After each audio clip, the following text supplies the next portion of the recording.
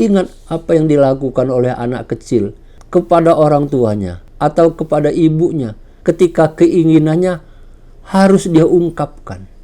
Cara mudah mengungkapkan keinginan kepada orang tua oleh anak-anak adalah dengan cara menangis. Sebelum perbincangan ini kita lanjutkan, jangan lupa subscribe, like, dan share kepada kawan-kawan kita yang lainnya. Assalamualaikum warahmatullahi wabarakatuh. Alhamdulillah. Allahumma salli ala nabiyil hashimi Muhammadin wa ala alihi wasallim taslima.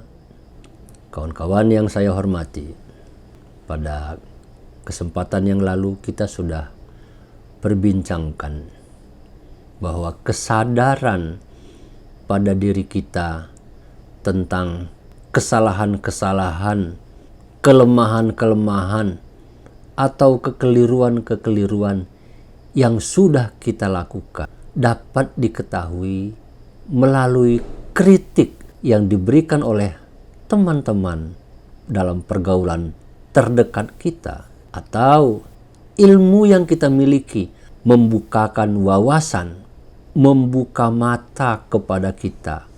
Karena dengan ilmu kita ditunjukkan kekeliruan-kekeliruan, sekaligus juga ilmu dapat menunjukkan solusi terhadap kekeliruan-kekeliruan kita itu. Paling akhir, kesalahan yang kita dapatkan tentu dapat dikontrol melalui bimbingan seorang guru atau bahkan dari beberapa orang guru yang concern terhadap persoalan-persoalan hidup kita. Kawan-kawan sekalian, ada persoalan tapi teman-teman ternyata punya kesibukan sendiri-sendiri. Dia juga punya masalah, dia punya aktivitas, waktu luangnya barangkali terbatas, sehingga dia tidak sempat dengan baik, dengan intensif memberikan perhatian terhadap kondisi diri kita. Mengandalkan ilmu juga demikian. Istilahnya, ilmu cuman sejengkal apa yang kita bisa perbuat dengan keterbatasan ilmu yang kita miliki. Guru juga begitu. Kesibukannya tentu banyak sekali. Muridnya banyak. Orang yang dilayani tentu banyak. Kalau dia seorang kiai, umatnya, jamaahnya juga banyak. Tidak sempat barangkali menyentuh persoalan-persoalan kehidupan kita.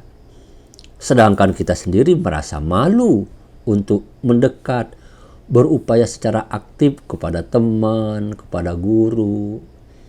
Itu fakta yang kita hadapi dalam kehidupan sehari-hari. Kendala seperti ini tentu menggelisahkan batin kita. Kita semakin gelisah barangkali dari hari ke hari. Kok tidak ada perbaikan di dalam hidup kita? Begitulah kawan-kawan sekalian. Nafsu lawamah selalu gelisah. Rasa-rasanya nggak ada yang benar. Yang ini salah, yang itu salah. Berdiri salah, duduk juga salah. Itu nafsu lawamah. Namun demikian, seperti yang kita pernah bicarakan, tidak apa-apa. Kegelisahan seperti itu pertanda baik sebetulnya. Kenapa disebut pertanda baik? Kita dengan demikian ingin kegelisahan itu sirna dari kehidupan kita sehari-hari. Tapi bagaimana? Soalnya semua cara sudah ditempuh, tetap juga tidak menemukan hasil yang memuaskan. Kawan-kawan sekalian, ini situasi mentok, seperti jalan buntu. Terpaksa kita putar haluan ke belakang. Banyak peristiwa, kegelisahan itu melahirkan frustrasi. Frustrasi bisa melahirkan bunuh diri. Situasi itu memang tidak baik. Oleh karenanya, kawan-kawan sekalian, Islam sesungguhnya mengajarkan bentuk lain dari perbaikan itu. Apa itu? Ketika kita sudah merasakan sudah tidak ada jalan lain untuk memperbaiki kehidupan kita, maka saat itulah waktu yang tepat untuk kita mengadukan persoalan-persoalan kita kepada Allah Subhanahu wa Ta'ala. Jadi kawan-kawan sekalian, solusi terhadap banyaknya kegelisahan atau situasi yang menurut kita jalan buntu, mentok, itu adalah fase di mana kita harus melangkah lebih lanjut, mendekatkan diri kepada Tuhan. Kita harus mulai menjalin komunikasi intensif dengan Allah Subhanahu wa Ta'ala. Tidak ada jalan lain. Kita harus meminta pertolongan dari Allah. Hanya yang jadi soal lagi adalah bagaimana kita meminta pertolongan dari Allah. Komunikasi kita dengan Allah tidak baik.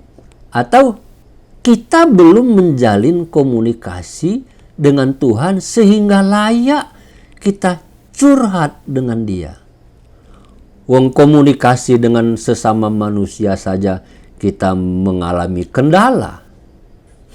Dengan guru yang kita kira bisa memberikan solusi, ternyata juga nggak bisa.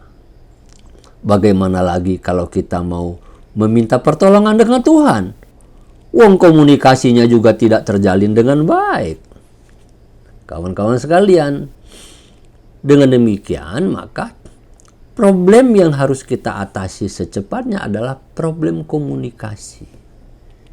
Kita harus berpikir, kita harus berusaha untuk bagaimana caranya kita mulai kontak dengan Tuhan.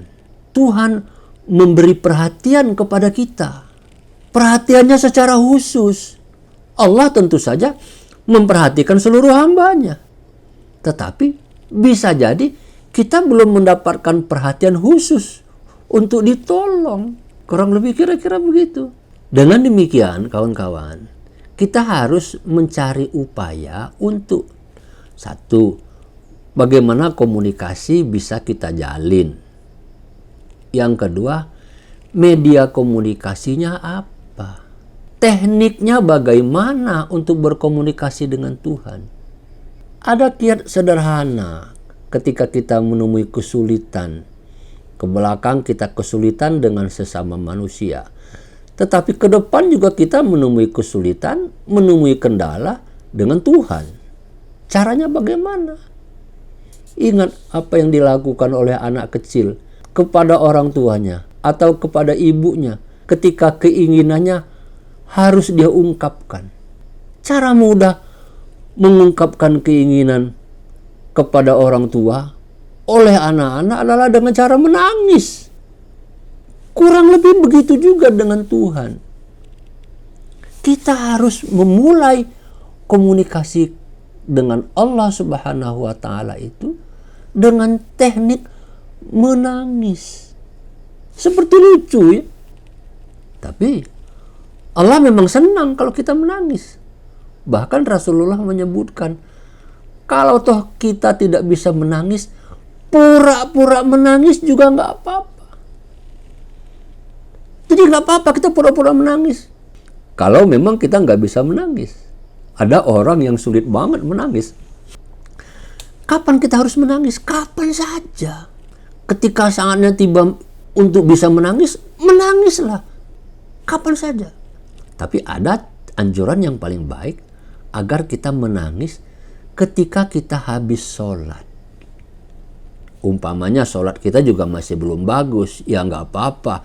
Kita sholat, habis sholat kita duduk terus di tempat atau di sajadah, lalu kemudian menunduk, merenungkan masa lalu kita, atau memikirkan masa depan kita yang lebih baik. lalu menangis. Pelan-pelan kita menangis.